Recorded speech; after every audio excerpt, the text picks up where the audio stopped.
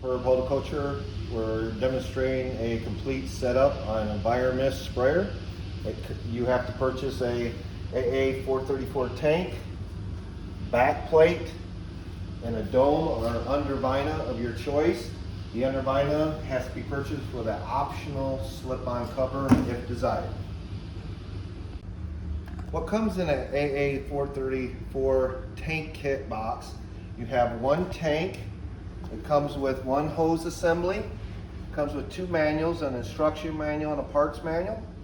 It comes with clamps to clamp down the tank or straps.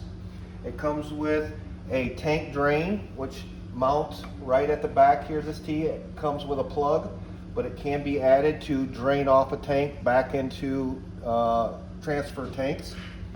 It also comes with two extra wires that are not used in a standard setup. And what this is for, this is just an extension wire and a switch wire if some reason you want to use a tank as a hand wand, not as a Enviromist system. This is called the back plate, AA240. This is what comes in the kit. It comes with a mounting bracket for the fender or wherever you would like to mount it. That just slips in the back. It also comes with the master power switch going to the battery, which is the same setup as the tank assembly, but this one here is designed just for the back plate for when you're running Enviromist. It comes as a dual. You could also purchase a quad for 4, and they also offer a 6 bank for multiple heads. This is what a undervina or a spray dome kit box looks like. You open it up. Should come, regardless of undervina or spray dome, with 3 brackets. The first bracket is to mount on the tractor, ATV, whatever you'd like to mount. It comes with the crossbar for adjustment in and out. The vertical bar, which goes in here for height adjustment, and it also allows you to tilt this undervina or dome when you're not having it in use.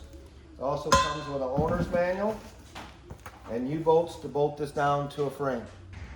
This is a standard setup on an E-Z-Go. Like we said before, the mounting bracket mounts to whatever you're going to mount to, ATV, golf cart, UTV, tractors. This tube here can be custom mounted anywhere. Then it comes with the T-bar for extension for travel. Also has the manual adjustment for up and down, spring loaded, go around whatever you need, and a manual tilt adjustment for when you're not in use. We do have an optional electric cylinder if you need it. So this is the back plate, just a standard, like we talked about. The bracket could be mounted anywhere on a fender, any place. The back plate just slides into it, and that's it. Then with the controller off the underviner or spray dome, it has a little notch and 2 prongs. You want to get the prongs in line. As you slide it down, push it in place. That's all.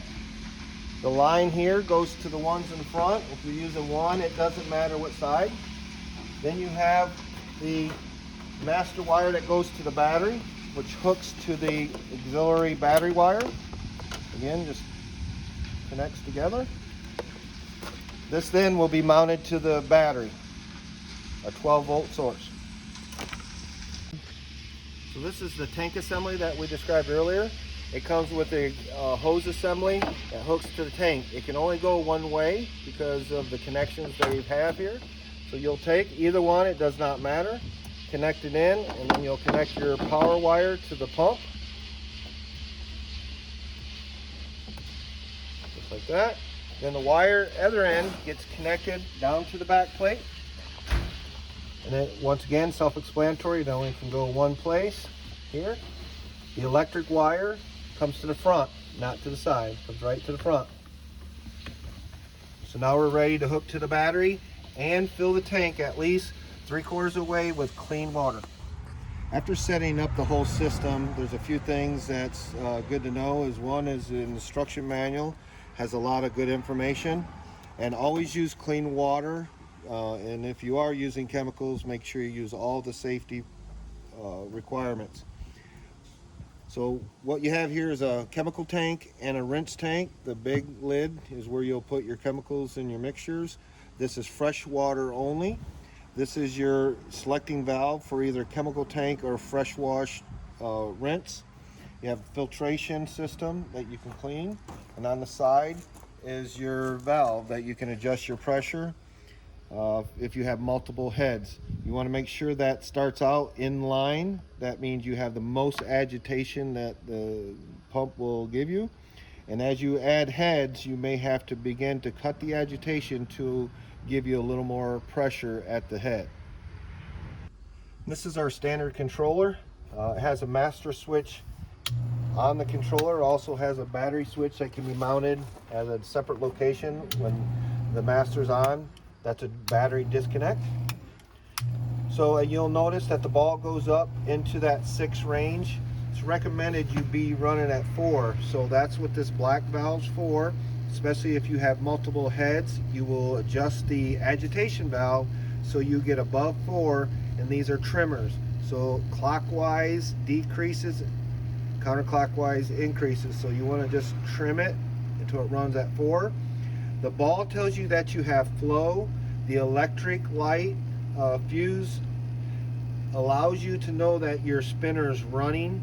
And if I'll show you a demonstration where if it gets clogged up with leaves or debris, your light will change. And once you get used to it, you'll know if there's any debris that gets caught underneath. And you see how everything's connected. This is the light in normal operation. When I stop the spinner or represent weeds, high weeds, that's what the light will look like. Normal operation. This is a standard CDA controlled drift applicator, and we're just using water here, but you can see that there's a fine mist coming. You see a little droplet that you come down from accumulation where we have it set. But normally an Enviromist, the way it's designed, it will begin to get the wicks wet, anything it comes in contact. That's where if you need to, you can go with a spray dome or the optional shield that covers the outside, so anything it comes in contact with doesn't get any application, just the underneath side. If you come around to this side, you'll actually see that it has a blue tip. We do have a yellow tip if you're going to run a gramoxin or something a little different. And we also offer a high flow, which is just a standard spray tip if you want to do a high flow application. But you will have to change the whole head assembly. This is a standard CDA application. So these are the two types of domes we have. We have what's called the Enviromist and the spray dome. Spray dome's a hard plastic coming up against it. This is a bristle that can get wet, that can wick around anything you want to wick around, potted plants, so on. But if you have something that you want both applications, this is what the slip-on covers for. It creates a barrier. It still wicks underneath, but it doesn't get the outside wet. And that's an optional slip-on cover. It is very pliable, so it will allow the flexibility where the dome does not. And they all come in multiple of sizes. So the head is spring loaded, so if you accidentally get too close, it will allow it to flex away. And if you want it to go in between,